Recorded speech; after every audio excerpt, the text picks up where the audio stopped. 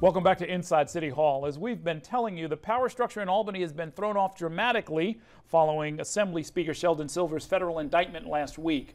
Joining me now to talk about the latest in the Silver case, including how they think Assembly Democrats have responded, we've got four top political consultants: Republicans Jessica Proud and J.C. Polanco, Democrats Tamika, Mallory, and Bob Liff. Thank you all for being here under such dire circumstances. We'll talk about snow in a little bit, but the main event is the situation in Albany. We asked you to grade how the Assembly Democrats, who after all control that caucus and have put the speaker in year after year, how have they handled this very tricky, strange situation? We'll start with you, Jessica. Well, I gave them a D-, and this morning I would have given them an F, but it seems like they're moving to push him out now. The rumor is that Morelli might be seen as the front runner to take over by caucusing with the Republicans and the upstate members.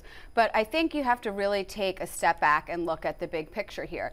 This has not been a secret. I mean, for 2 years, editorial boards have been calling on the speaker to step down over his handling of the sexual assault and harassment cases that he covered up by other members.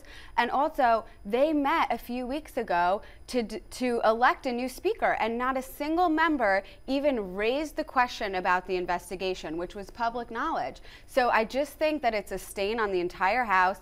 They really embarrassed themselves, and they have to move quickly now to try and correct it going forward, because they come out of this looking horrible. Okay, Bob Liff. Oh, first of all, we've never had this kind of blizzard when Silver was in charge. For those of us with a long memory, who remember Mel Miller, Mel Miller was convicted of misappropriating escrow funds, and which was essentially an ethical and not a criminal matter, which is what the courts eventually decided when they overturned his conviction. When the Silver issue first came out, there was the focus on the referral fees, doing no work and getting the referral fees, which some argued was a similar situation. When the complaint came out and you saw the amount of money that was involved and the allegations that there were quid pro quos connected to the cancer program, which by all accounts is a legitimate and good cancer program, it was a very, very different situation. I gave him a C+ because right out of the bat, both the Assembly Conference and the mayor were frankly in a state of shock, because Shelley has been so important for this city over the last 20 years. And everybody said, let's just slow down. Then when it became clear, as we're waiting for the results of this meeting up there, that Shelley will probably have to step aside, you got them, they went into this backroom deal where they came up with, at one point, a proposal for a 5-headed beast with, including Joe Morelli, when to me, I think what they should probably do, assuming that Shelley is going to be stepping aside, is give it to Morelli, who was from Rochester, as a placeholder. We are going to have a speaker from the city of New York. Give it to Morelli.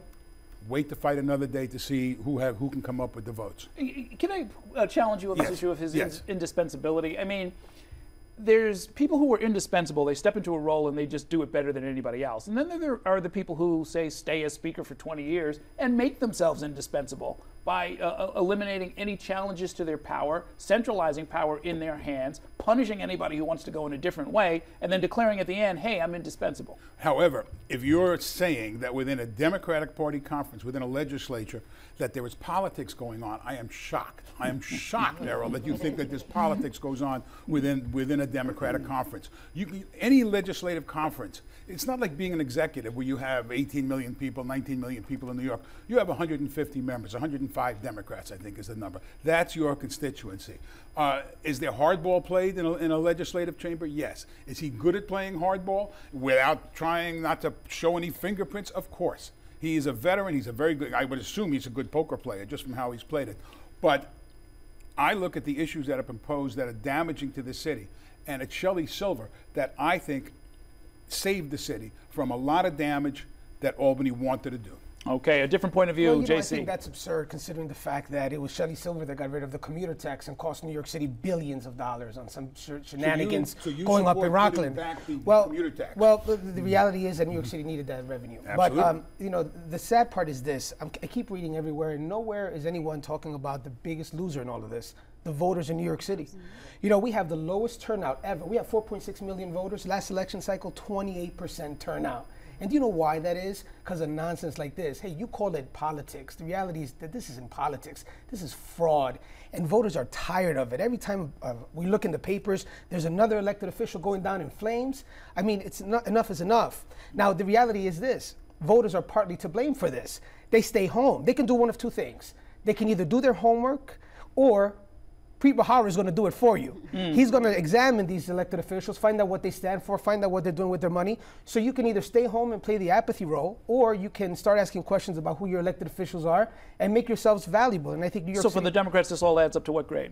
I think this is an incomplete. There's a lot of work to be done. And again, I'm a very strong supporter of Leader Kolb. I think I agree with Jessica that last night I would have said an F just because there was no movement. But today I feel like they are trying to get to a place that will ultimately solve this issue. But at the end of the day, it's about the people. And there are serious issues that need to be dealt with, from the budget negotiations to the criminal justice reform 7-point plan that the governor talked about, that cannot happen in the middle of chaos. So whether it's 5 people who are going to be the ones to make the decisions, or if it's one person, we need to get there quickly so that the issues that really are of need, to be dealt with for the people can be addressed. You guys have dealt with candidates. I mean, I've dealt with candidates for 30 years now, and mostly through journalism. You guys have dealt with probably more candidates than I have. Corruption seems to be endemic. I mean, it just doesn't seem to be something that you can create some magical set of reforms and, campaign finance and term limits. I mean, all kinds of different things have been tried. And yet there seem to be people, I'm starting to become convinced that there are people who are they want a crooked nickel rather than an honest dollar. They are criminal in nature, and some of them seem to find their way into politics. Errol, you have to understand, we have districts in the Bronx alone where you're going to win with 99% of the vote, no matter who the Republican is. No matter who the Democrat is, the Democrat will always win. So if you're an elected official and you know that there's a 99% certainty that you're going to go back up, and it doesn't matter what you do, you're going to just do whatever you want. However, if the voter makes himself valuable and starts asking questions, you're going to behave, and you're going to think twice before taking that bribe, let me tell you. I just think that there is things that washing your hands of this situation is not the answer. I mean, specific to Silver's situation, and I don't want to pile on the speaker, but when you look at the amount of money that he got that he did not have to report, even though he's amended his financial disclosure forms, it's not irrational to think that perhaps that was part of the resistance to greater reporting. So, I'm a great believer that sunlight is the best disinfectant. I was as a reporter, I am now, that the greater degree of reporting, including outside income, including the kinds of things that Silver and other members, particularly lawyers, do not have to report, can have an effect. It's a culture. We're going to talk some about the culture. We've got more to do, but right now we're going to take a short break. Then we'll be back with these fine consultants in just a moment. Stay with us.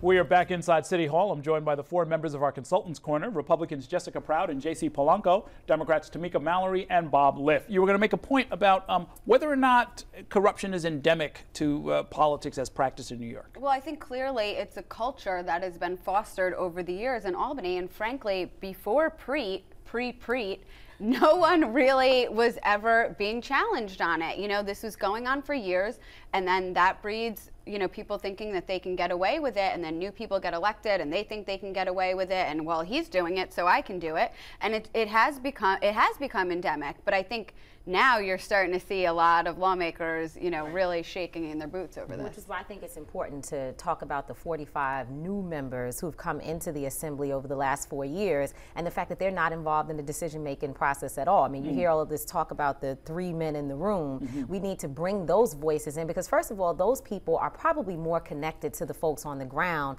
that are the voices of the issues that the assembly should be dealing with.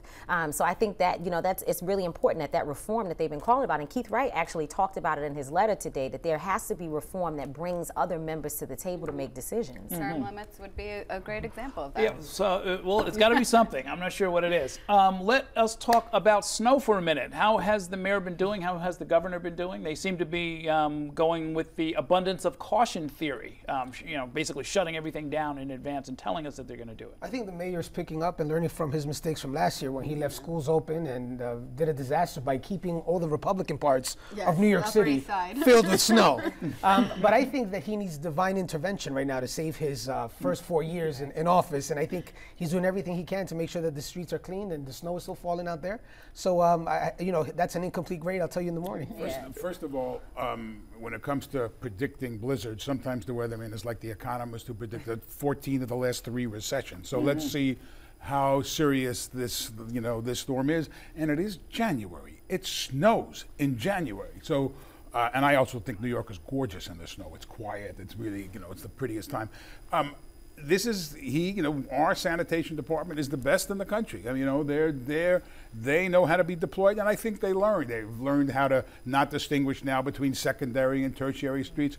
The test will be, will they be able to do it? But it's a hell of a challenge. I have to challenge the fact that they know how to discern between which districts to clean and not. Because if you go up into certain places in Harlem, people are really upset because it doesn't get cleaned properly. But I do think the mayor has the opportunity right now to ingratiate himself with the public and to get his approval ratings up. And I think he's doing a good job. He's leading, and that's what's important. I wouldn't want to suggest that political consultants asked him to do that or suggested that he do this, but it struck me that last winter, when there were these complaints about how things were cleared on the Upper East Side, the mayor went and took a look and then sided with the people, saying, you know what, the city did screw up, as if this was something that happened to it. Novel idea, exactly.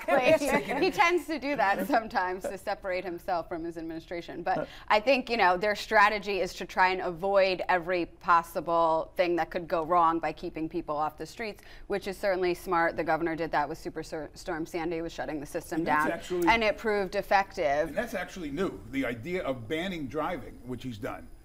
As I remember, to totally ban driving after 11 o'clock tonight is new, because those cars, they say, I can do it, I can drive in the snow, then my car gets stuck, I leave it, and a bus can't get by, a fire truck can't get by, a police car. But the problem is the mayor is suspending delivery service, and New Yorkers are an impatient bunch, and they're used to doing things a certain way in snowstorms. So, how fast they get the roads clean, if it is a lot of snow, where are they going to put it? I mean, well, this is, correct me if I'm wrong, this is without precedent, because even during Hurricane Sandy, they didn't say, you'll be fined if you go on the road in any kind of a non-emergency vehicle, and that's what's going to happen. And the MTA is going to be completely closed at 11 o'clock tonight. And give credit to the mayor. I mean, his Spanish is getting phenomenal. Is he losing that Italian accent? I think so. I think because of his Italian accent, it's working out, because Bloomberg was awful. I mean, the question you're asking, is there a Democrat or Republican way to pick up the snow? The old question, is there a Democrat or Republican way to pick up the garbage? If this is a storm as big as it is, nobody can be totally on top of it. This is Mother Nature reminding us that we're not in charge. I was looking at some of the past sort of hits and misses, right? So you have the famous John Lindsay, 1969, 15 inches, completely bungled, almost cost him the election. 1979, Michael Blandick in Chicago actually loses the election on the issue of snow clearance in a particular blizzard. You fast forward to D.C. in '87, and Marion Barry getting booed because he's off at the Super Bowl in California, while D.C. is covered in snow. And of course, one that's often forgotten, but I know you folks remember it, which is Mayor Bloomberg being out of the country that day after Christmas, and not letting anybody know where he was, and the deputy mayor sending tweets from D.C. Thanking all of the hardworking sanitation workers who had gotten completely flummoxed by the storm, and of course the mayor suggesting that everybody go out and see a Broadway show. Not an option this time. All of Broadway is closed, as a matter of fact. One last question, though, about Albany politics. The governor has a role in this. And there was a brief question, and it's not the day to try to really sort of nail him on some of these questions, but when asked about Sheldon Silver and about what's supposed to happen, he gave sort of a flurry of answers, so to speak, where he sort of said, I don't know who I'm supposed to negotiate if I'm dealing with 5 people. He also said, though, he thought it was a good idea to replace Sheldon Silver with these 5 people. What does he get out of all of this? What would you advise the governor to say or do? I would advise the governor to respect the separation of powers and let the legislative branch figure this out. And if they screw it up as they figure it out, that weakens the legislative branch in dealing with the governor. But doesn't he have to? He has to have an opinion about it, because if reform legislation is part of how we get through this morass and avoid going back into it, that does involve the governor, right? Yeah, but you know what? We're dealing with a governor that got rid of the commission that gave us the evidence in the first place to get Pre-Bahara on the case. So I don't know whether or not I could count on him on anything that comes out of him right now. You know, originally he asked that Shelley shouldn't resign. Now he's that it's a good idea if he does. We don't know where he is. We don't know where he was with Moreland, and we don't know where he is today. Other parts of the collateral damage, the upcoming, as is required by the U.S. Constitution, special election to fill Michael Grimm's seat. We are, of course, reporting that there ain't no Democratic candidate, or at least not one from Staten Island. Democratic Congressional Committee basically just seeded the race today and said that they're going to be looking at being competitive in 2016. So, which is probably a smart idea, right? Yeah. Well, I don't know. I think it's really embarrassing that we never have a candidate in that district. And, you know, in Staten Island, we need to have leadership on both sides, and we just don't. So I hope we take like a deep look at ourselves and figure out how we not allow this to happen in the future. Well, I mean, Democrats in Staten Island are sort of like Republicans in the Bronx, right? Well, kind of, you know, except they have to have some elected officials, and we don't. I think this is going to be a great race. This is going to stay on the Republican column, and I think that the road to the rebirth in the Republican Party goes right through Staten Island. We have some great electeds out there. We have Joe Borelli, Nicole Maliotakis, and now Dan Donovan is going to Congress. We have Congressman. We have a great opportunity right now out of Staten Island. Dan Donovan is going to Congress, so now you want me to tell you how that's horrible. I think that's a great thing. Dan Donovan is a phenomenal public servant, and I know we disagree on the issue. I definitely can't agree with that, because he is involved in one of the biggest cases right now, how he handled Eric Garner, and that's an issue for communities, particularly the communities of color. So I can't send him to deal with the federal government, and he can't get something straight right there in Staten Island. Bottom line is he's very popular out on Staten Island. Clearly, Democrats are not running because they know that they can't beat him. They're declining to get into the race. There's a lot of people that are popular. That doesn't mean that they're right for the people. So regardless of his popularity, he has a great record on Staten Sounds like Island. the issue will continue after Election Day. Thank you all for joining us. Get home safe, and we'll talk again real soon. Right now, we'll take a short break, and then I'll be back with a preview of tomorrow night's program. Stay with us.